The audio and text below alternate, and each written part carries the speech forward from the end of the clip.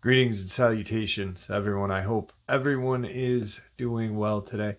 Today I have an absolutely just mind-blowing upload to share with you. It ranges from horrific Dogman encounters to government covered-up attacks and more. Before we get into it, a couple links. As many of you know, I rely on Patreon, PayPal, channel membership, and the merch to help the channel to continue to grow and go. Links to Patreon, PayPal, and channel membership is in the description below. Merch displayed directly under the video. Also, Dogman Frightening Encounters, Volume 1 through 3, the audiobook versions.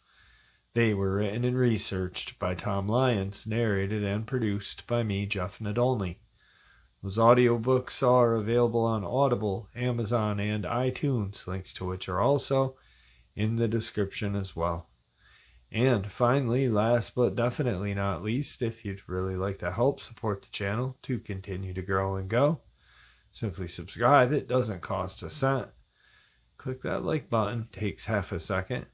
If you don't want to miss out on any of the informative uploads I put out daily, click that bell icon, and folks, please leave a comment. Why? Well, because these things really do help the channel to continue to grow and go. And yes, folks, they definitely do matter. Now, everyone, I have taken far too much of your time. Let's jump into today's upload, shall we?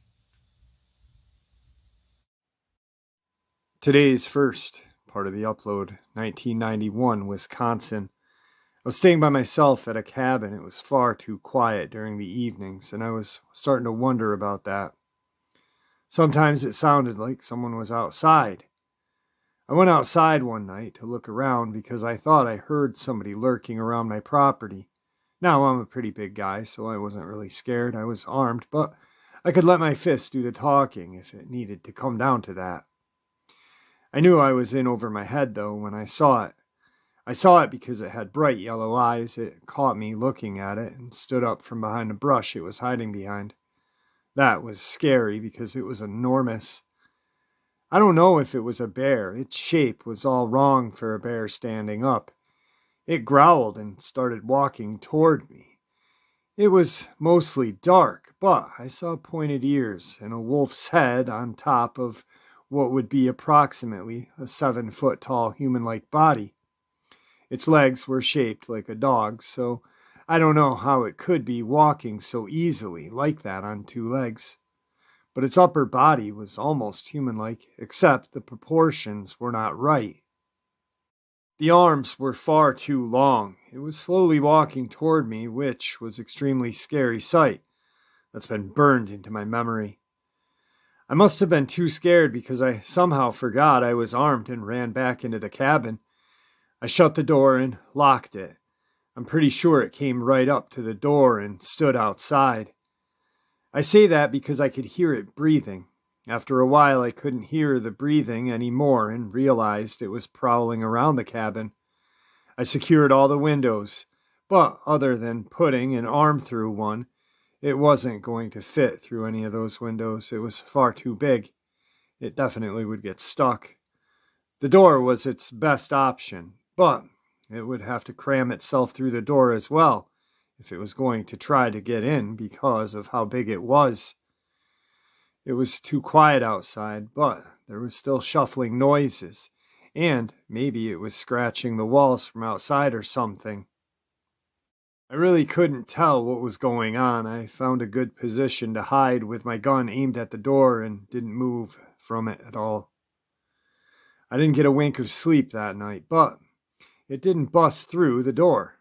I don't know or see where it was that whole time. I was hiding inside the cabin, but I didn't see it again during the night and left first thing in the morning after there was plenty of light outside. Today's second part of the upload is a historic cryptid abduction. On Thursday, August 18th, 1875, Asa Grundy thought it was going to be a normal day in Kit Swamp, North Carolina. His 5-year-old daughter was playing with a neighborhood child in the corn crib while he was stripping fodder in the field. Then he heard the children screaming, the dogs barking, and his wife screaming.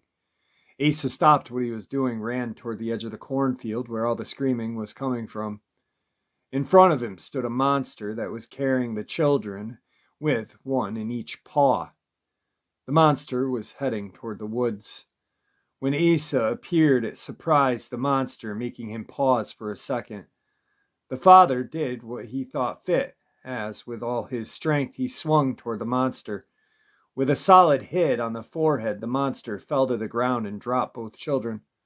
Before Asa could capture the thing, it suddenly got up and ran into the woods, with no trace of being found. Asa said that the beast had the face of a wanderoo, and the body of a baboon, and the arms and legs of a human. He claims that for the last few weeks a strange being had been preying upon poultry, garden vegetables, green corn in an alarming amount. The inhabitants of Kit Swamp were now on edge, as they kept an eye on the beast who was possibly after their children. 2 particular residents were keeping a very close eye out for the monster. Story Eli Sparrow and Frank Hansen kept their eyes out for it, determined to get it when they spotted it. The monster was lurking on the outside of a small clearing owned by Maria Harkley. At this time, Maria and her 2 young children were picking blackberries. The 3 men were sitting on a pine log watching as the monster started to approach the young Maria's boy, who was 50 yards away from his mom. When the creature was spotted, the 3 men hid behind the log and kept an eye on it. They wanted to see what it was up to. The boy was now within range for the men to shoot it if the monster came toward him. The men did not automatically shoot, as they wanted to see the monster's intentions because they wanted to get it alive. But it became apparent that the creature wanted to kidnap the boy. When the creature came 10 feet from the boy, it seemed to want to lunge at him. They shot him towards the lower half. The creature fell, but before the men could get to him, it ran into the woods. It outran the hunters, but the blood trail helped them find it. They pursued the creature for 2 hours before happening upon a chaparral that was too thick to go through. They then saw an opening, and Story volunteered to go through. It was small and too dark for Story. He eventually ran into a plank that he had to remove and to let some light come through. This was when he made eye contact with this creature. The others followed after him. The creature seemed to have felt scared and trapped. It tried to defend itself and sprung at Story, and during the struggle his gun went off, which caused the creature to lose its life. The 3 men brought it to the town, and many were awed by the monster. The skin of the monster was sent to Baltimore to be stuffed and put into exhibit. It is unknown if it really was stuffed, though. So, like I said, I'm going to be kind of mixing it up a little bit. I think it's kind of strange that during all of these unidentified animal attacks, or just covered up mysterious deaths, that the autopsy takes forever and a day to come back, or if not ever released to the public. Yet, here's one that is a little fishy, but instantly released. It makes absolutely 0 sense to me. Seattle Deputy Fire Chief died after falling down a steep hillside. Kittitas County Coroner states, November 22nd, 2021. Seattle Deputy Fire Chief Jay Schreckengast died from blunt force trauma after falling down a steep hillside near Cliffdale, authorities said. The autopsy was performed in Kittitas County, found Schreckengoss, 56, had a broken wrist, broken spine, among other injuries, when he was found near the bottom of a 700-foot broken slope, according to the Kittitas County Sheriff's Office, which oversaw the nearly 2-week-long search effort. Further investigation in the field led investigators to believe that Chief Schreckengoss fell down the steep hillside or cliff face more than once before coming to rest where he was found last Sunday, the news release states. When Schreckengoss went out, there was snow on the ground, creating slick conditions in the mountainous terrain, the release said. Schreckengoss contacted his family on November 2nd when he went out to scout elk in the Cliff Dell area, authorities said. He never checked in that night. Family members and members of the Yakima County Sheriff's Search and Rescue Team found Schreckengoss' truck parked on a U.S. Forest Service road 3 miles northeast of Whistling Jack Lodge. The truck, which became a center point of a search operation, was within the Kittitas County. Schreckengoss' body was found November 14th at the bottom of a slope a half a mile from his truck, authorities said. Investigators believe Schreckengoss slipped or fell partway down the slope to a point where he couldn't climb up or go down safely, the release said. He likely fell again and was fatally injured. His body was in an area of thick brush and required technical climbing equipment to get to it. Mountain rescuers from several teams located him. They were a part of a massive search effort that included Schreckengoss' fellow Seattle firefighters and more than 60 agencies from around the state.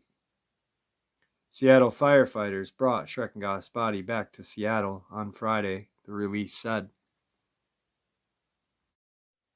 So this year, we all know there's been multiple unexplained deaths, and poor family in California, father, mother, daughter, baby daughter, and dog were all mysteriously found dead and blamed on hyperthermia, which is nuts because all 4 wouldn't die from literally being cooked alive. But the autopsy took almost 3 months to come back. Autopsy on Christopher Whiteley. I mean, just numerous people. And Jimtown Road, Amber Miller, Tony Aarons. I mean, they took forever. Well, this poor guy was missing on the 2nd, reported missing on the 2nd. They found him on the 14th. And by the 22nd, they had an autopsy report like that. A week later.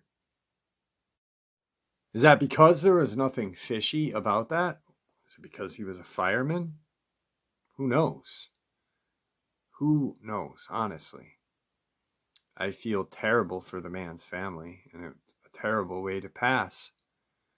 But isn't it always a terrible thing when a person passes away in the woods, lost, hurt, whatever? But yet, this autopsy took a week, if that. If that. And that makes no sense. Now, something smells fishy to me, and it's not this case. It's all the other cases that just were almost purposely, we didn't hear anything. I mean, it took 3 months almost for that poor family for us to even get a BS autopsy report, which I am 99.9% sure that isn't the real reason. I'm so sure that they were attacked and the government, local, federal, state, didn't want it to come out because it was a family, a young family, and their dog. I mean, make sense of it.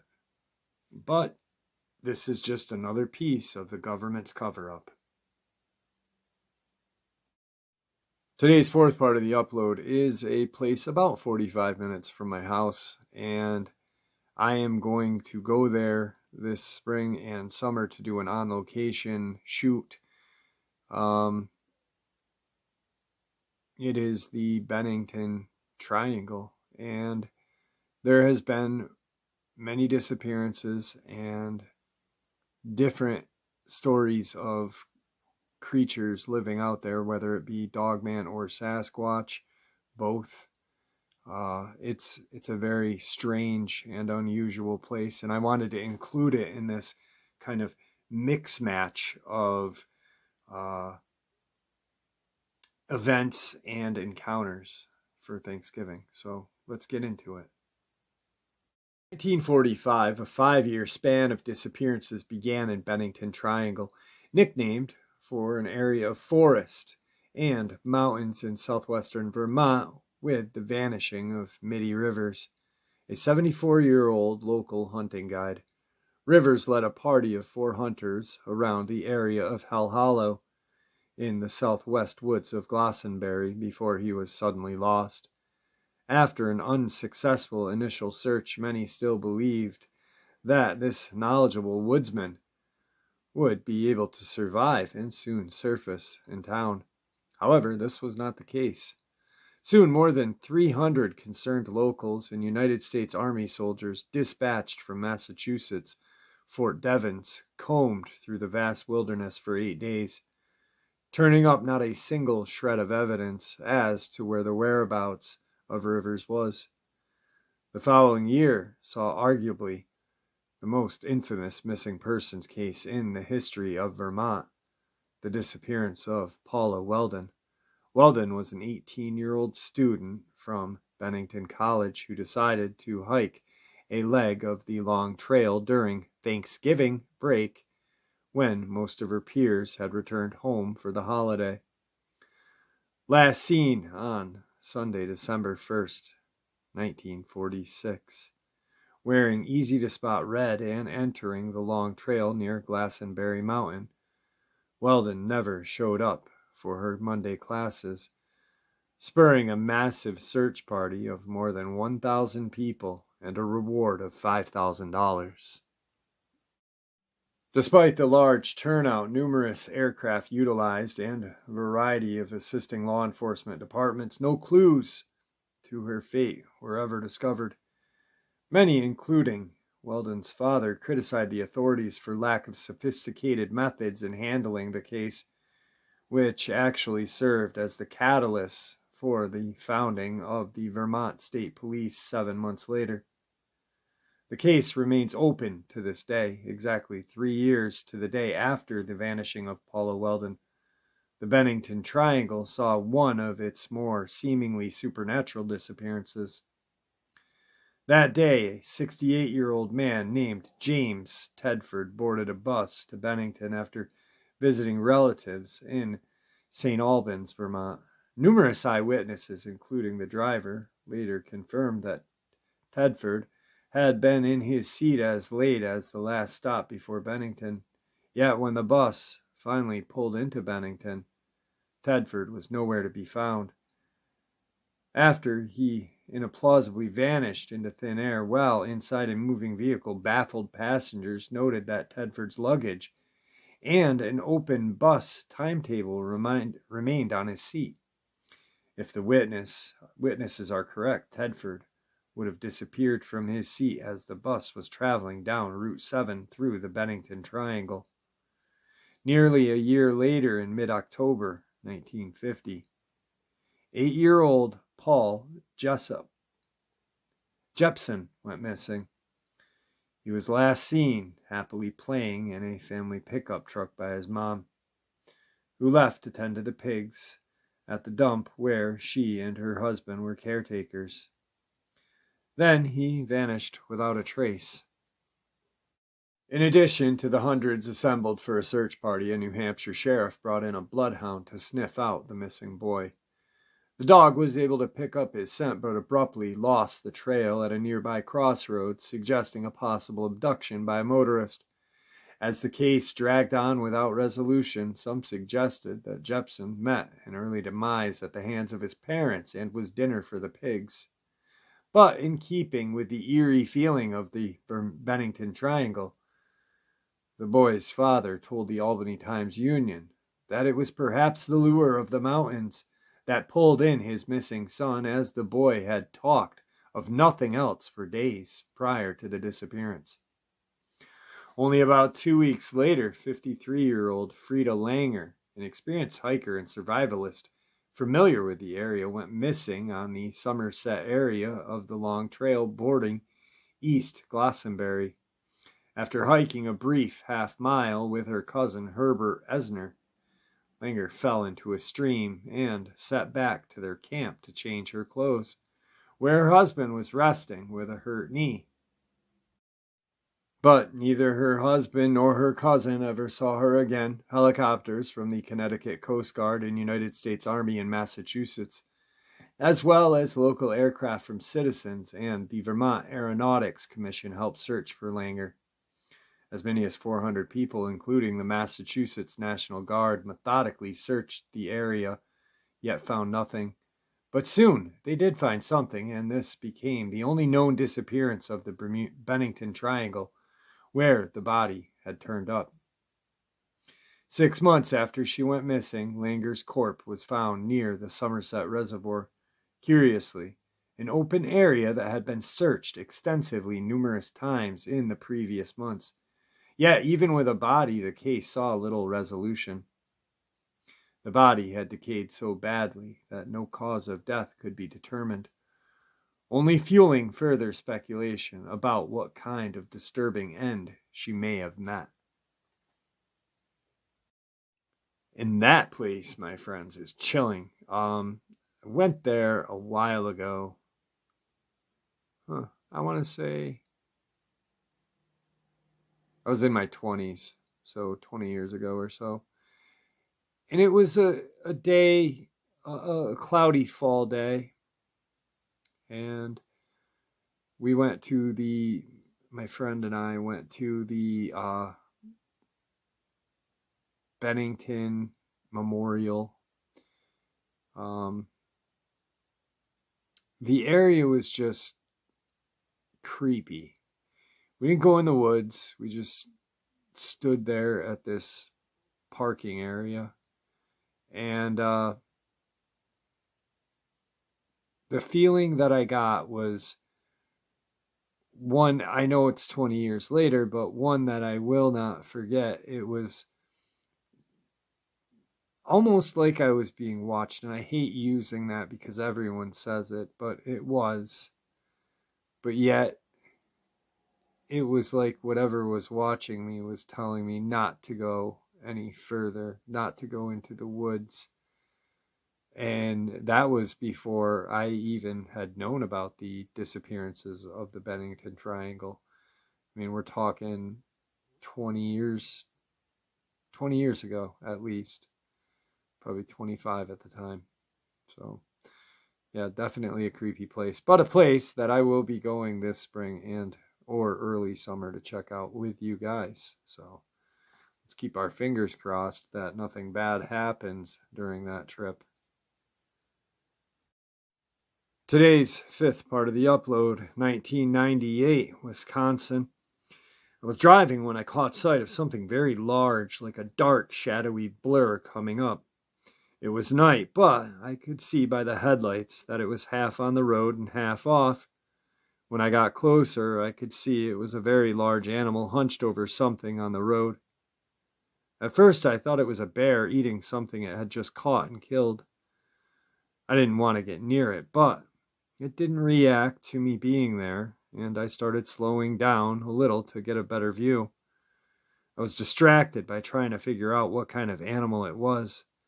I couldn't recognize it by its shape alone. It looked like a bear from the distance, but closer up it had a German shepherd's head and was down on all fours eating.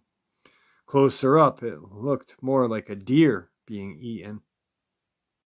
I didn't see something like that every day. That's why I slowed down out of curiosity for a better view. When I got closer, it stopped eating and stood up to look directly at me with fiercely shining yellowish-orange eyes. Its fur looked dark black in the night. It had arms like a person's and looked tremendously strong. It towered over my car and growled, but then it reached down to pick up what was left of the deer carcass with one hand and walked away beyond view in the darkness. It had dog's hind legs, but it walked away on two legs at a high speed. The deer looked like an adult, but when that thing was holding it, the size difference between the two of them made the deer look tiny. It had no trouble picking it up and carrying it off with one hand. I was sitting there stunned for the longest time, not sure what I had just seen with my own two eyes. You'd understand the level of fear if you saw what I saw. I'm not ashamed to admit that I went to the bathroom in my own pants when it was standing over my car looking in at me. I was mostly shocked and unable to understand at the time what I was seeing, but it was terrifying as well. Today's final part of the upload. When I was a teenager in the late 70s, we lived year-round in a remote area next to a large lake that was rapidly developing as a weekend getaway for urbanites at the time. The countryside was hilly and heavily wooded with streams and ravines. The hills have rock outcroppings and caves. By the time I was 14, I was roaming all around out there and often strayed miles from home. I can recall only one incident that spooked me personally. It would have been 1977. I was 15 at the time, and at least 3 miles from home, out hiking, and was working my way down a fairly steep decline, probably 50 degrees or more. On a day in late fall, its area had several large outcroppings and caves, and there were a few massive trees growing on the slope, and some smaller ones. What happened was all of a sudden, I got that proverbial tingling feeling at the back of my neck that I was being watched, not only watched but glared at. By that time in my life, I had already spent many days and nights out camping in the woods and, as I said, hiking, hunting, and fishing. I had never had a sensation like this before. I glanced around a little, but I didn't look up. Whatever or whoever it was, I did not want them to realize that I knew they were there.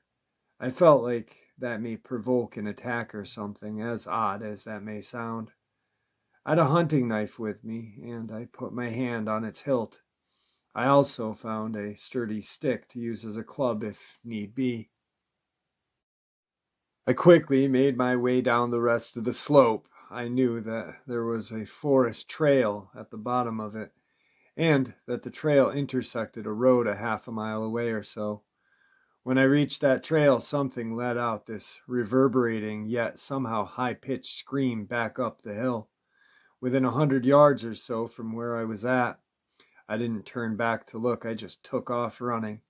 It let out another scream a few seconds later, but my impression was that it had not moved. As I said, the scream was fairly high-pitched, but it had a tremendous volume to it. It just seemed to reverberate all the way down the hill. It was lower-pitched and too throaty to be a bobcat, which I've heard many times in the past. We weren't supposed to have mountain lions anywhere in this area, and again the sound seemed lower-pitched than the screams I had heard them make on nature shows. But at that time, that is what I chalked it up to being, most likely. I told my family and several of my friends about it. Anyhow, I never went back to that part of the woods without having a loaded firearm with me. A few years later, 1984, I relayed this story to an elderly 80-year-old woman who lived in this area her entire life. She had literally been born within a few miles of where this was located. She was from a large Native American family. She got an odd look on her face and a very serious tone in her voice and told me that I had encountered a Dogman. She said that when she was a young girl, probably prior to 1920. She had a brother a few years older than her that came in to her cabin one day very excited about having seen an animal he had never seen before. He had been out in the woods hunting squirrel. The best way to hunt squirrels is to stealthily make your way to an area with lots of large hickory trees, then stay very quiet, watching and listening for their movements. He said that's what he was doing when he caught a glimpse of something dark in one of the... He said at first he thought it was just a trick of the light because it seemed to be a shadow that moved on its own. He stayed quiet and hidden and watched and listened. The shadow began moving some more and made its way down the tree trunk fairly quickly. He described it as being 4 foot tall, built like a human, but somewhat hunched over, covered in long, dark black or brown hair. When the thing reached the ground, the young man made some sort of sound, perhaps a gasp or a sigh, and suddenly it stood completely upright, moving its head slightly side to side, looking over his way. He described the face as being somewhat human-like but covered with dark fur and with something of a protruding snout, and the eyes as being very large and light-colored. It had an extremely angry look, even menacing. The thing bolted behind the tree and was gone. A minute or so later, the young man heard a high-pitched scream coming from high up in the trees, which was answered by another scream that came from elsewhere. That was what spooked him and caused him to rapidly leave. After he told his story to the family, the parents got serious and very worried, and reminded and warned the children against these creatures. They described them as being evil forest spirits, not as big as humans, but just as strong, and also cunning and very malicious. The creatures are supposed to be masters of camouflage. Their dark coloration and long fur allow them to hide in the shadows under the trees very effectively. Plus, they have a tendency to only come out at night. The young man saw this thing just shortly before sunset. The creature supposedly hates humans and will try to kill them when possible. Usually they target young children, luring them to stray away from their homes by mimicking the sound of a kitten or a puppy, or sometimes mimicking the sound of a baby. If the creature can get a young child alone in the woods, they will tear them apart. Another tactic is to get older children or even small adults alone into the water or creek or pond, and the creature will spring upon the victim and hold them underwater, drowning them. The elderly lady said that their parents warned them that if they see a shadow move independently while out in the woods, you must keep your eyes down and pretend that you don't notice it, but go ahead and leave the area quickly, getting back to a more lightened and open space. Now, as an adult, I have heard in our research a little about skinwalkers and realized that the term is generally used to describe myths of shapeshifters among Native Americans in the Southwest, like Navajo and Hopi. But I am just sharing this encounter exactly as it was told to me. Again, this was in eastern Oklahoma back in the 1984, and describing an incident that would have occurred in the area in 1915 through 1920. When I was a young child, my parents, grandparents, and great-grandparents warned me and other kids in our family never to stray into the woods by ourselves, and especially not if we heard what we thought was a kitten or a puppy. My family called it the booger man or the child catcher, and basically said that there was something out there that would kill young children if it could catch them alone, but never gave me any more description than that. It was always big and dark. I realized that folks tell their children such things to scare their kids to keep them from wandering off and getting lost or hurt, but still, it makes you wonder if there may be a kernel of truth behind these stories. One last thing about this. The elderly lady told me that later on in her life, She had seen a television show about wildlife in other parts of the world and had seen howler monkeys in South America. She had always thought these monkey images were somewhat like what her brother had described to her. All right, folks, I hope you all enjoyed this upload as much as I enjoyed sharing it with you. I'd like to thank you all for supporting this channel. After all, it is your support that keeps this channel to continue to grow and go, and what makes it a place where people can share their experiences, ideas, and theories with zero ridicule, zero judgment. Just simply treated with the respect that we all deserve. And it is truly amazing that you guys have created a community like that in the comment section.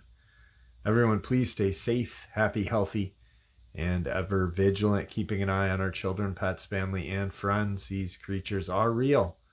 They are out there and they are dangerous. Share this info with those you love and care about, and it may just help save their lives someday. Until next time, never stop asking questions, never stop searching for the answers, and God bless.